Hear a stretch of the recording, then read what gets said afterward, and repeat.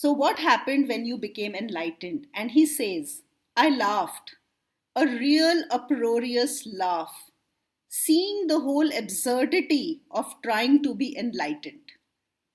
The whole thing is ridiculous because we are born enlightened. And to try for something that is already the case is the most absurd thing. If you already have it, you cannot achieve it. Only those things can be achieved which you don't have, which are not intrinsic parts of your being.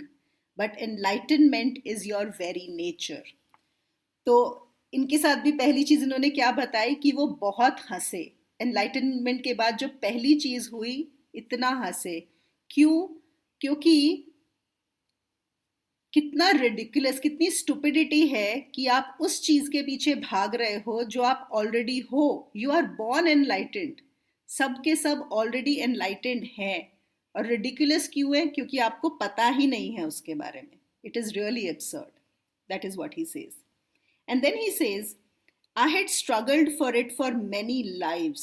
It had been the only target for many, many lives. और ये इस जन्म में नहीं, पता नहीं कितने जन्मों से इसी के पीछे भाग रहे थे, यही उनका एक गोल था। And I had done everything that is possible to do it, to attain it, but I had always failed. It was bound to be so, because it cannot be attained. It is your nature, so how can it be your attainment? It cannot be made an ambition. हर जन्म में उनसे ये छूट जाता था जो finally इसमें हुआ। लेकिन जब ये हुआ इस जन्म में तो उनको सिर्फ हंसी आई कि कितना स्टुपिड था ये पूरा का पूरा खेल।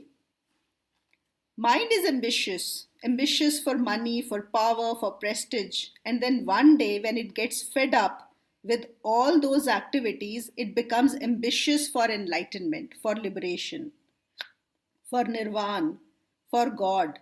But the same ambition has come back, only the object has changed. First, the object was outside, now the object is inside. But your attitude, your approach has not changed. You are the same person, in the same rut, in the same routine. है ना? पहले हम लोग किन चीज़ों के पीछे भाग रहे हैं? नाम के लिए, पैसे के लिए, पावर के लिए, रिलेशनशिप्स के लिए।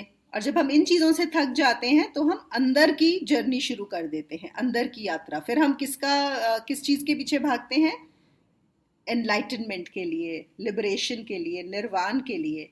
लेकिन भागा दौड़ी तो वही है, माइंड तो वही है जो पहले बाहर भाग रहा था, अभी वो अंदर भाग रहा है। तो फर्क क्या है? आप तो वही के वही हो। और फिर उन्होंने एक बहुत अच्छी स्टेटमेंट बोली है, very very powerful statement. He says, the day I became enlightened simply means the day I realized that there is nothing to achieve, there is nowhere to go, there is nothing to be done. We are already divine and we are already perfect as we are. No improvement is needed, no improvement at all. God never creates anybody imperfect. Even if you come across an imperfect man, you will see that his imperfection is perfect. God never creates any imperfect thing.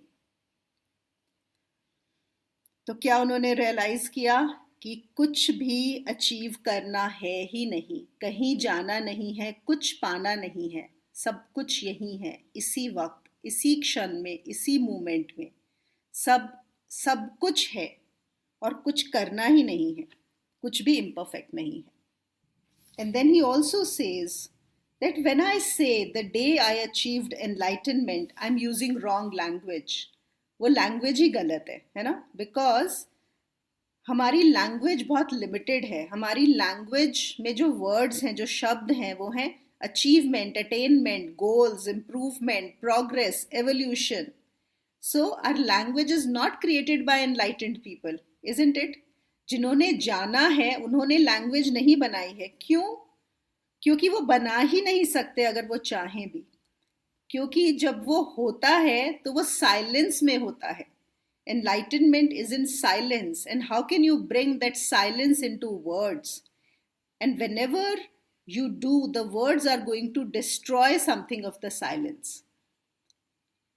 अगर हमें silence को भी किसी को बताना हो कि silence क्या होता है, तो जैसे ही आप कुछ बोलोगे वो साइलेंस ब्रेक हो गया, है ना, साइलेंस ही नहीं बचा। तो इतनी बड़ी चीज को शब्दों में कैसे कहा जा सकता है? It is not possible. And finally then he says here, I laughed that day because of all my stupid, ridiculous efforts to attain it. I laughed on the day at myself, and I laughed on that day at the whole of humanity, because everybody is trying to achieve, everybody is trying to reach, and everybody is trying to improve.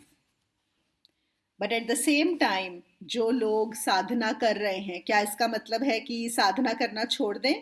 क्या इसका मतलब है कि हमें ये कुछ भी नहीं करना है? नहीं, यही बड़ा इंटरेस्टिंग पार्ट है कि जो हमें पाना है वो ऑलरेडी है, लेकिन क्योंकि हमें वो दिख ही नहीं रहा है, हमें वो समझ में ही नहीं आ रहा है कि वो क्या है, इसलिए जब तक वो समझ में ना आ जाए जो ऑलरेडी है, तो साधना भी करनी होगी।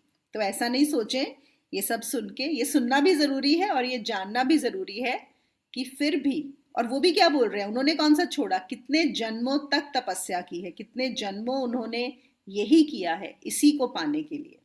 और लेकिन जब पाया तो समझ में आया कि अरे ये तो पहले से ही था, लेकिन फिर भी इतने जन्म लग गए। अगर ओशो के साथ ऐसा हुआ तो हमारी तो बात ही क्या है ना।